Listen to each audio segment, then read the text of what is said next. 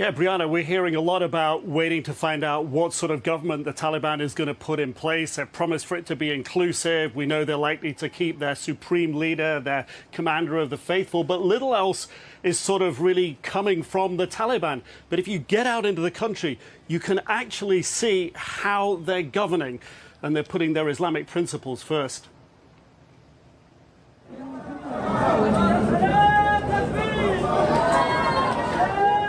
Inside the new Afghanistan,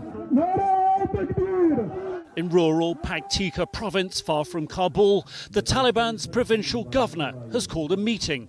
No women to be seen. Local village elders and tribal chiefs listen. A young boy takes a selfie. Much has changed since the Taliban were last in charge. Smartphones and social media. But poverty, still the country's biggest problem. We have many expectations, and we are praying the Taliban will deliver. The week after Kabul fell, a local journalist took a road trip for us to see what was happening outside the capital. Taliban guides showed him the way. At the border, changes already underway. Part charm offensive, giving traders what they want, longer opening hours at the border, and part crackdown, keeping men and women apart. Let me tell you, before we had one single line for both men and women. Now we have two. They are kept apart. Pakistani officials easing into the new relationship, backing the segregation. On this journey, two things become clear: Afghanistan's near financial collapse and the hard switch to religious rule. Spotting a crowd, the team stop. It's a provincial courthouse. Inside, local leaders careful to praise the new boss. We used to have to go a long way to get to a Taliban court, he says. Now we have one right here. The new judge in town, quite literally, laying down the Taliban law, their interpretation of Islamic law. We asked the previous judges how they used to work. They said they were following the law of the land, not the Sharia. In Islamic Emirate, all court proceedings are according to the Sharia law. Under Taliban rule in the 1990s, the Taliban's Sharia law led to public amputations for thieves, stoning of adulterers, even hanging. But in the local market, Sharia law is not the big concern. It's making a living.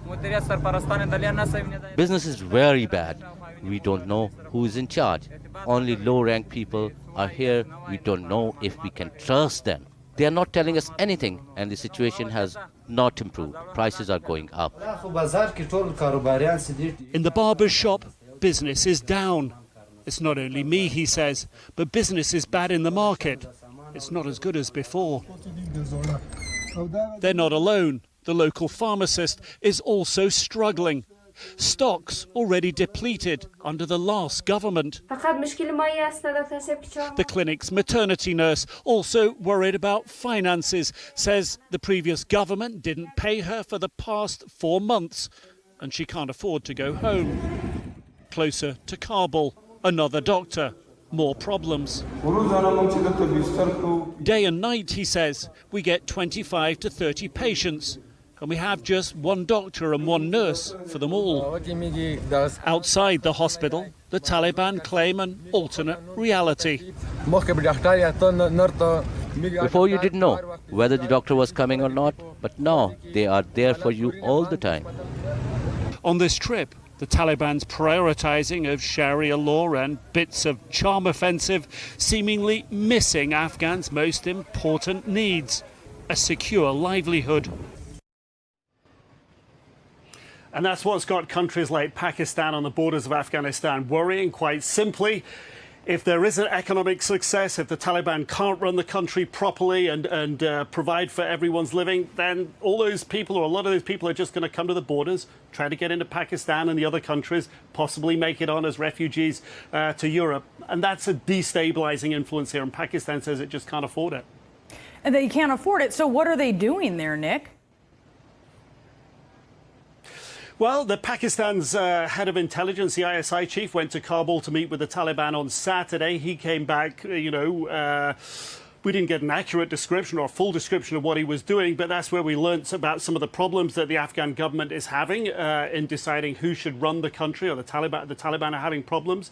Apparently they've got military commanders who are disputing about who should be the defense minister. There are other issues in there as well.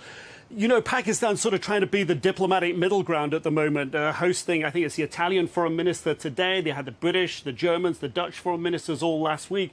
So I think that when you see what the Pakistanis are doing, and yesterday having a virtual summit with all the neighbors, Uzbekistan, Tajikistan, Iran, China as well, on that virtual summit, they're really trying to get a diplomatic initiative going, which really says engage with the Taliban, the international community. But at the moment, there's no real evidence that's happening. And when you have planes sitting on the runway in Mazar-e-Sharif, people who are trying to get out, and the Taliban had agreed to that, not able to get out. It's all, it's just raising the stakes and raising the concerns. We're going to talk about Mazar-e-Sharif in just a second, Nick.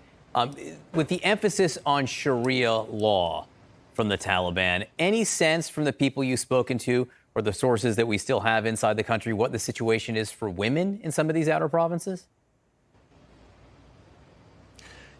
Look around that big crowd. That's what struck me. I used to go into Afghanistan when the Taliban were in control in the late 90s, and women were just sidelined from society. Look around that big crowd at the beginning of our report there. Not a woman to be seen.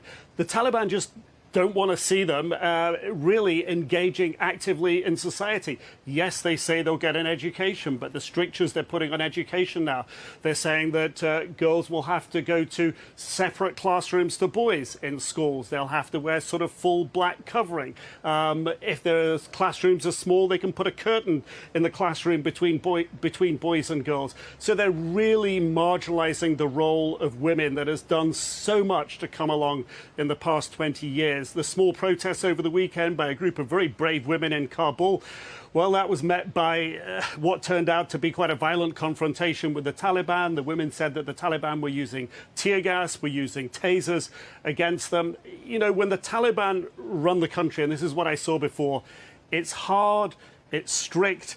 There isn't a sort of a grey zone. It's either black or white, on or off. So that, when they have Sharia law, for them it's very strict interpretation. Women are allowed to do this, which isn't very much, and men are allowed to do that, which is a whole lot more. Yeah, I think we're already seeing the difference between their words and their actions. And as the global attention moves away from Afghanistan, we expect perhaps that gulf to get even larger. Nick, thank you so much for your report live for us from Pakistan.